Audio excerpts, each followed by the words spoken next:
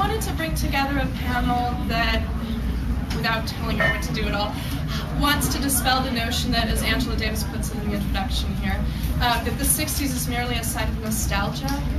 And I wanted to talk about it instead as something that politicized and radicalized a good number of people to this very present day.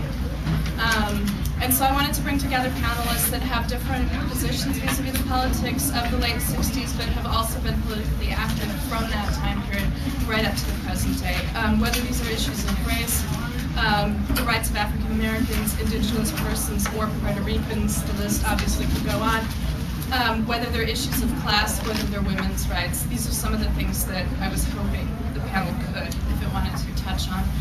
Talk about what approaches worked, what didn't work, historical narratives with a capital H, what they typically tend to leave out, what panelists who are going to be speaking today, if they wanted to, put forth as something that has been overlooked consistently, needs to be brought back into the narrative. And what lessons do we take away from that era for today? So these are some of the opening thoughts that I had in putting together such a panel. I do want to let you know that we're leaving a healthy, we talked about this beforehand over email, we want to leave a healthy amount of discussion, a healthy amount of time for discussion, and the panel today is going to be videotaped. It's going to be posted on Next Left Notes, is that correct?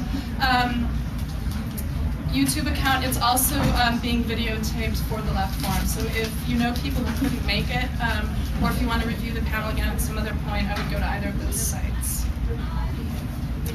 Okay, so it's a pleasure and honor to introduce today's speakers. Our first speaker today is Laura Whitehorn. She's a former SDS organizer, former member of the Weather Underground organization, the Prairie Fire Organizing Committee, as well as co-founder of the Boston-Cambridge Women's School, which was operated by a group of women volunteers from 1971 to 1992. She's a leftist revolutionary activist. I feel like I don't need to give this introduction, most of you are probably familiar with our panelists, who was incarcerated for 14 years on political charges related to what later became known as the Resistance Conspiracy case. She was released in 1999 and now works to support U.S. political prisoners through, among other things, the New York Task Force on Political Prisoners. She's also an editor at Pause magazine, which is an HIV/AIDS magazine. And at the request of Wanda Jones, daughter of former Black Panther political prisoner and activist Sophia Bukhari, Laura edited The War Before, the True Life Story of Sophia Bukhari, which is a collection of Bukhari's writings, speeches. It's just published by the Feminist Press.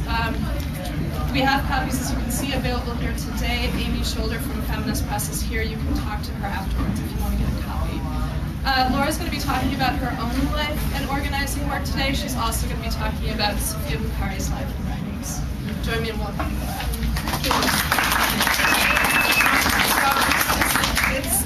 No, this is fine. I'm talking loud, okay? Thank you.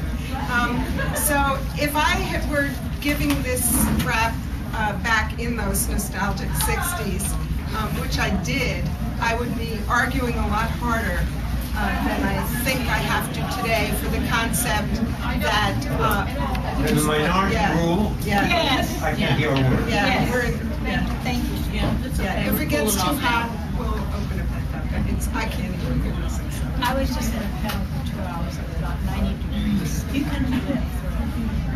So, unless I would have to argue much more strenuously for the concept that armed and militant actions are legitimate as part of the left in this country. But I think that part of what's happened over the last 40 years, because of the actions that were taken by many revolutionary groups in the 60s and 70s, and for some of us into the 80s, maybe we don't have to have quite as polarized a discussion about that. But I do think that I would like to give you some of the context that I think applies both to me and to Sophia, although from different points of view. Obviously, she was a Black woman, I was a white woman.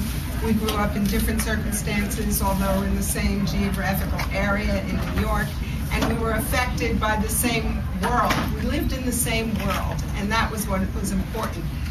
because it was the era of the rise of national liberation and decolonization. And that was what was important. It was after the Second World War. For someone like me who grew up Jewish in the United States, I was taught, even though it's not practiced this way by a lot of Jews, I was taught that the phrase never again applied to all humanity, that things like the Holocaust should never happen to anyone. For Safia, she was brought up believing in the existence of democracy. Her family taught her that if she would study and get ahead, she could, have the same opportunities as anyone else in this country.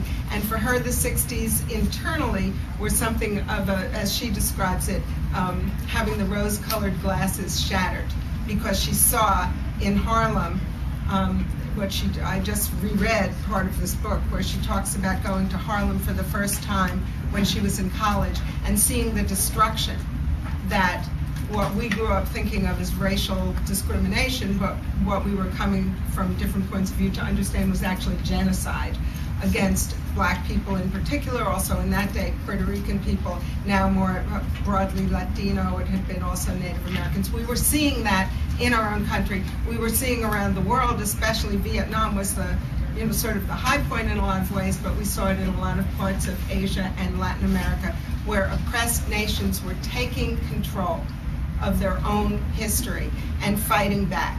And so what we were taught, and what is still said, and now if this were then now, we would be called terrorists, which we sort of were, except they weren't that familiar with that phrase yet. But terrorism has come to mean any violence that is enacted by anyone who does not have state power, is not in a police uniform or an army uniform, and does not represent the U.S. state.